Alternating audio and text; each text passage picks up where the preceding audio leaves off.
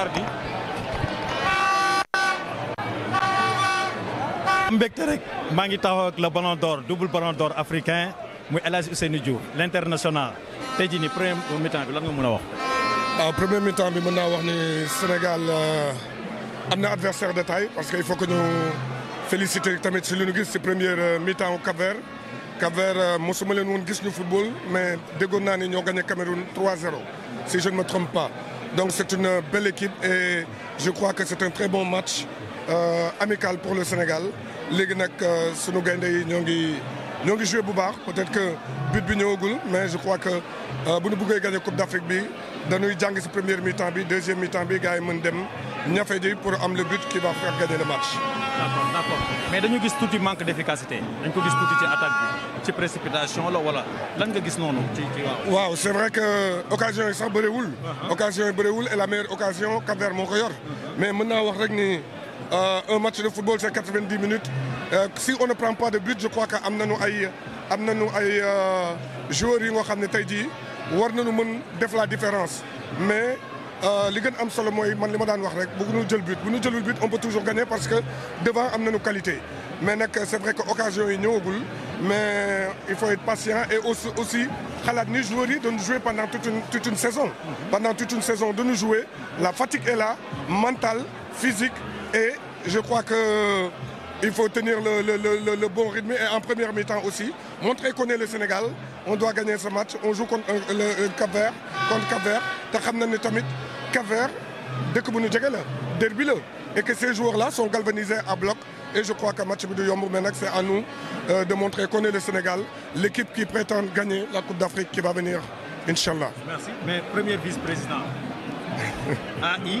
AIFS maa ngi woo sama gars yi di leen nuyu nag ndax xam naa ne lii di nga ko dugal ci panel bi et di wax tamit les internationaux nañ jël seen responsabilité ñëw bokk ci benn groupe moo am muy AIFS président bi moom mooy Cheikh Seck le président c'est Cheikh Seck na internationaux yëpp ñëw parce que ñoo ngi leen di xeexal fu ñu nekkul mais nañ ñëw jël seen responsabilité ànd ak ñun bokk ak ñun.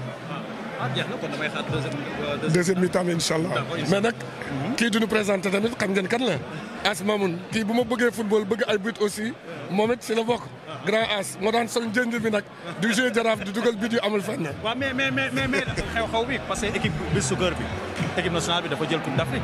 tey jii nii looy wax xale yooyu. li ma leen di wax rek yàlla na li nu def yàlla na ko équipe bi def équipe A bi parce que lu ku leen di ñaanal loolu nga leen di ñaanal et di leen féliciter.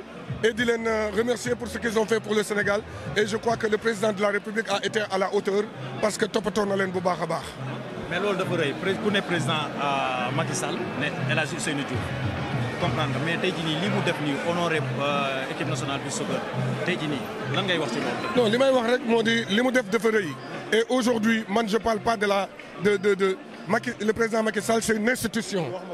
le président Macky Sall c'est une institution et moom lañu dénk réew mi sénégalais yëpp dañ ko war a jàppale pour mu réussir yàlla moom la fi teg tey sénégalais yëpp dañ ko war a jàppale c'est pas parce que c'est vrai que c'est mon président c'est mon ami et aujourd'hui il est en train de faire un boulot extraordinaire pour le Sénégal et les Sénégalais et ku xool infrastructure yi tey jii xam ni lépp ma ngi jaar yoon en tout cas man daal dama ne nit doo ko jiital ba pare di ko fa xasal même opposants yi nañu ñëw toog ñu waxtaan pour le bien du Sénégal ndax Sénégal moo ñu ñor.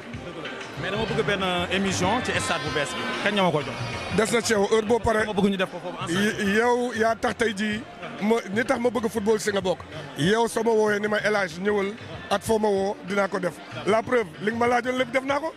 waaw mais non mais loolu foofu message boobu romb ci panel bi parce que El Hadji Ousseynou Diouf moo def lii moo ne ma As Mamoun yónnee ma sa photo ak en-tête télé bi chaîne télé bi ma jox ko le lendemain mu woo ma ne ma demal fédération dem jëli sa carte kon loolu dama ko ciy remercier parce que kii suñ ko amee day waaw parce que non foofu ma leeral lenn parce que dafa nekk xale bu baax xale bu jox respect ay magam bu ko neexoon toog fële mais chaque jour mi ngi xool nu international nekkee ci kaw kon loolu ñun dañ ko amal njukkal kon dañ koy remercier ci acte yu muy def yéex nañ la am. loolu la merci grand frère merci Gaynde merci.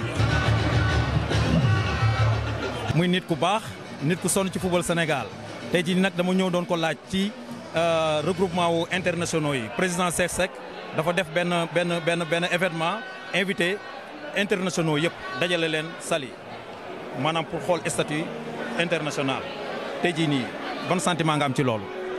waaw loolu xalaat bu rafet la jëf ju rafet la parce que football buñ koy wax acteurs yi ñoo tax te bu ñuy wax acteur footballeur ñoo ci jiitu te footballeur ñi ci gën a ràññee ay internationaux lañu. internationaux non seulement acteurs lañu mais dañu yore raaya réew mi yóbbu ko fu nekk c'est les premiers ambassadeurs du Sénégal et loolu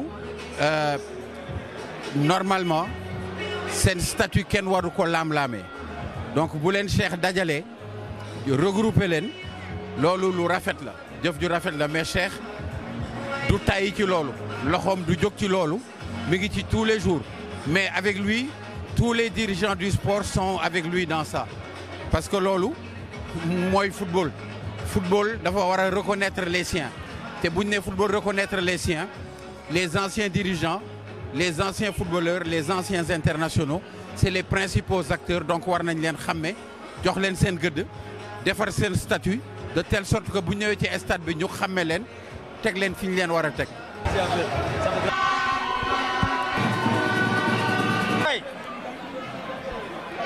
Monsieur le ministre. kon graaw naa jël audience. mais grand.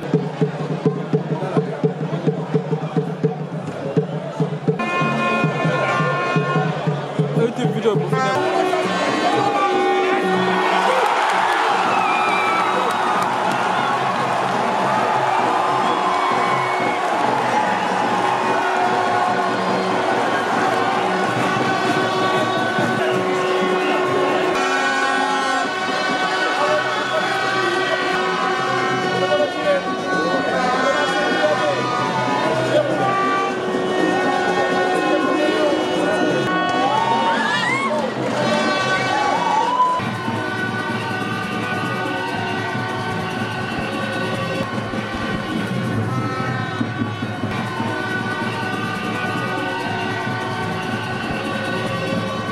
l'international Pape Thiaw ñu am mbégte lool taxaw ak yow di la laaj tey ci match bi noo gisee tey match bi. Content déjà on a gagné déjà 2-0. Il y a eu du jeu, il y a eu des buts donc on peut que s'en féliciter et que le travail continue. mais tey jii nii tey mooy 61e victoire non pas victoire sax mën naa ne Aliou Cissé tey mooy 61e match am ak équipe nationale Sénégal. tey jii nii mën nañu wax ni tey jii nii Aliou Cissé li mu def ak ci équipe nationale Sénégal amul benn entraîneur bu ko def. waaw dëgg la si point de si on regarde au niveau statistique lu mu defagum kenn defagu ko donc dañ koy ñaanal tamit mu def fi loo xam ne amagu fi mooy jël Coupe d'Afrique bi. loolu lañ koy ñaanal parce que bu ko gagné tamit Sénégal yëpp ko gagné ñun ñëpp ko gagné et c'est un plaisir donc là nii mi ngi continuer di dérouler route am yàlla na continuer te sax te mu jig leen surtout. mais effectif bi Sénégal am yow gisoon na Sénégal par force dafa war a jël Coupe d'Afrique. après par force on va pas dire par force c'est sûr objectif bi la mooy doon c'est sûr mooy doon objectif u Sénégal pour dem jëli ci CAN bi tey jii nii am nañ équipe bi pour am nañ tous pour maintenant on verra léegi lu des mooy ñaan yàlla des fois tamit ci football. pactage bi chance de si bokk loolu nañ ñaan yàlla chance boobu accompagner ñu tamit. mais parce que dañu gis nga final Coupe d'Afrique parce que dafa am luy manqué chaque jour. ci final bi. ñëpp dañ koy wax sur le plan mental. est-ce que loolu tamit Sénégal ñu ngi ciy liggéey.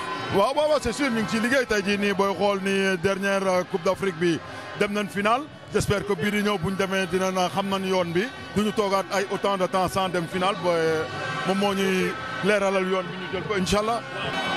C'est bien pour le moral. Et l'ambiance du groupe. Il faudra continuer encore à travailler parce que le premier match contre la Zambie, j'ai pas beaucoup aimé la deuxième mi-temps. La première mi-temps était fantastique avec 3 buts et du football, beaucoup de jeux, beaucoup de mouvements. Aujourd'hui, contre le Cap-Vert, la première mi-temps était très difficile, j'ai moins aimé. Deuxième mi-temps, ils ont su rectifier.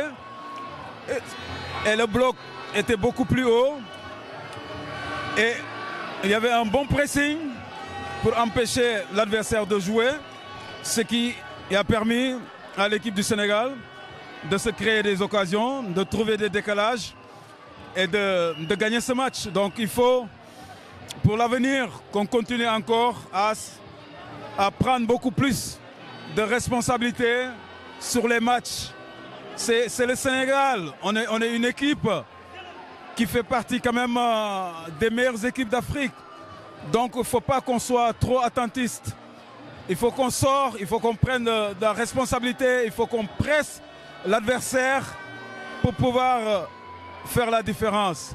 Il ne faut pas qu'on reste derrière et compter seulement sur nos individualités. Non, le football aussi, c'est un jeu collectif basé sur des mouvements et prendre beaucoup plus de responsabilités pour aller chercher la victoire. La victoire, il faut aller la chercher. Si on est attentiste, on risque d'avoir encore des surprises. D'accord, rafet na kaddu yi rafet na mais dañu gis tey Aliou Cissé tey 61 matchs la def ak équipe nationale du Sénégal encore une victoire de plus lu des. waaw li des li gën a am importance pour Aliou Cissé je pense que ni déjà mi ngi commencé dégager ossature parce que boo seetloo ci ñaari match yi pratiquement presque même joueur yëpp le joué loo donc ossature baa ngi commencé dégager ndànk-ndànk en vue yeneen match yi di ñëw pour la Coupe du Monde et pour la CAN au Cameroun. Donc il faut qu'il continue encore à travailler, continuer encore à donner plus de responsabilités aux joueurs pour que les joueurs gën a am impact ci jeu bi. Je prends notre capitaine qui est un joueur formidable, qui est magnifique, qui est un grand professionnel, muy Kalidou Koulibaly. Il faut qu'encore que mu jël gën a jël impact ci équipe bi de temps en temps faire monter le bloc, prendre des risques. Actuellement fi ñu toll au niveau de l'équipe du Sénégal, il faut que dans le jeu ñuy gën a jël risque. Donc côté boobu je pense qu'Aliou gis na ko. D'ailleurs c'est pour ça il a rectifié en deuxième mi-temps. C'était beaucoup mieux, bloc bi c'était beaucoup plus haut, le pressing était présent, donc il y a eu beaucoup plus de mouvements et on s'est créé des décalages. Donc il faut que mu continue encore sur ce domaine. Il est en train de faire du bon boulot, mais na xalaat ni ñun ëllëg c'est des équipes yoo xam ni comme le Nigeria, comme le Cameroun, comme l'Algérie, comme le Maroc. Ces équipes-là bu ñu dajeek nit bu ñu la waree dóor duñ la jox cadeau dañ lay dóor ba nga nooy nepp dóor le 5-0 wala dóor le 4-0 voilà nga xam ni boo dajatee ñoom sa fit du toog. Donc ñun Sénégal léegi loolu la ñu war a gën a améliorer. Kon loolu sur le plan mental lay doon. waaw plan mental bi ci la war a gën a insister jox joueurs yi encore plus encore de responsabilité pour plan mental boobu que ñoom ñu mën ko véhiculer ci biir terrain bi parce que c'est les joueurs quand même qui sont sur le terrain. Donc ñoom ñoo ko war a sentir quand il faut faire le pressing, quand il faut faire un contre-pressing pour pouvoir déstabiliser l'adversaire. Donc c'est important pour le football moderne actuellement. tey match Sénégal ban sentiment nga ci.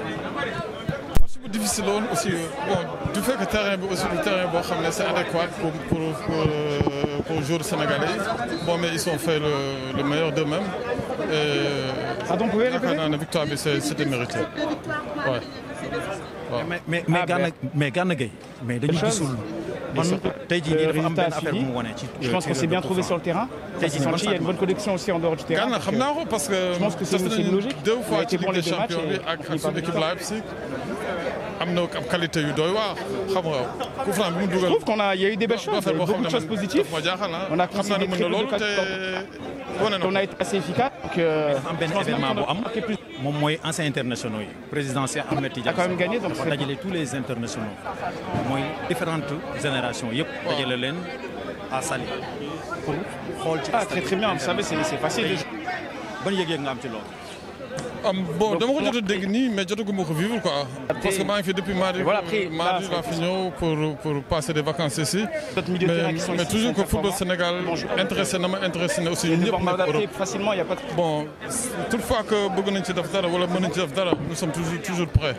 Bon man suñu ma contacté mën naa jox sama idée mën naa xool loo xam ne mën naa ko ci def li nga xam ne moom laay def sama équipe de Leipzig bu si jàppee ñun ñëpp équipe bi dana jëm kanam bon mais bu dee ku nekk da ngay togg sa supp bu ndaw xam nga yëf yi du dox donc nañ jàppale équipe bi jàppale joueurs yi xam nga équipe bi gën a jëm kanam loolu mooy sama opinion mais réunion yi ñuy def ak dugg-dugg yi ñuy def yi ma dégg gis naa ne ñi ngi jëm si sens bi nga xam ne moom la ñuy wut. dëgg la tey jii nii un jour Babacar Ndiaye entraîneur équipe nationale Sénégal. non bu leen xamu taal xam nga man déjà du ma entraîneur bon sama job Allemagne je suis le manager de Leipzig bon mooy sama job xam nga damay manager Aliou Cissé xam nga liggéey bu baax lay def si sama gis-gis bon mais fépp la Europe Afrique toujours am na ñuy critiquer xam nga mais booy critiquer aussi il faut nga teg fa loo xam ne moom ngay critiquer lu gën a baax loolu c'est seulement pas l'entraîneur mais aux alentours de l'équipe staff bi ñëpp ñu liggéey ak entraîneur bi buñ ko jàppale nation bi xam nga équipe nationale dina jëm kanam parce que lépp pour Sénégal la donc nañ jàppale suñu biir jéem a pousse équipe mu jëm ci kanam. mais Aliou Cissé tey jii nii boo xoolee entraîneur yi mës a jaar Sénégal yëpp tey boo xoolee tey mooy 61 match victoire de plus tey jii nii defagum na fi loo xam ne benn entraîneur mësu ko fi def kon il a du mérite. effectivement comme que def na fi loo xam ne benn entraîneur mësu ko fi def. et noonu la football xam nga da ngay def record yoo xam ne nit ñi aussi dañ koy battre xam nga pour man sama idée kese laa mën a wax ku nekk mën nga wax sa idée mais bu ñu jiitalee nit waruñ ci dugal ay bant ci ay tànkam xam nga nañ ko jàppale parce que boo fi andee benn tubaab aussi wala nga andi benn keneen man ànduma ci parce que fële Europe man maa ngi foofu. amul benn africain ok exception am na fa mais amul benn africain boo xam ne xam nga tubaab yi xam nga dañ koy jël ne ko ñëwal nga entraîner Bayern Munich wala nga entraîner Leipzig wala yu demee ne amul. donc bu ñu amee ay africain fii yoo xam ne entraîner nañu yu am ay idées donc dañ leen di war a tegal seulement ay nit ñoo xam ne aussi ñoo leen jàppale parce que moom kese mënul doxal équipe bi mais dafa soxla aussi ay nit yoo xam ne dañ koy jàppale pour équipe bi dox te fii bi Sénégal bëri na ñoo xam ne am nañ xam-xam ñi ngi fii wala ñi ngi ci biti. mais ñooñu ñëpp bu ñu ñëwee ñu jàppale ko équipe bi day dox parce que boo fi tegee kenn tamit te jàppale ko aussi du dox waaw. Mais bon, on a su gérer notre calme, on a essayé de faire ce qu'il fallait. Et après, tout n'était pas parce que j'ai l'habitude de le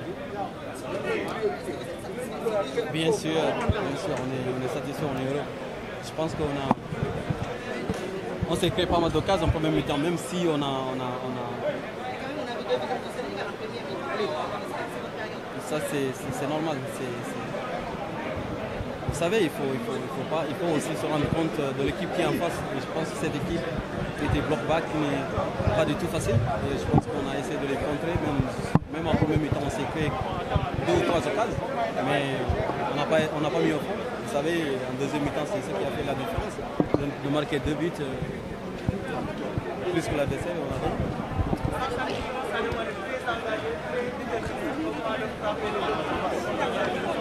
Vous savez, j'avais plus de recul, ce qui était normal pendant la CAN. J'avais raté 2 sur 3, ce qui est vraiment pas bon pour un ratio. Donc je l'ai dit, je le répète encore.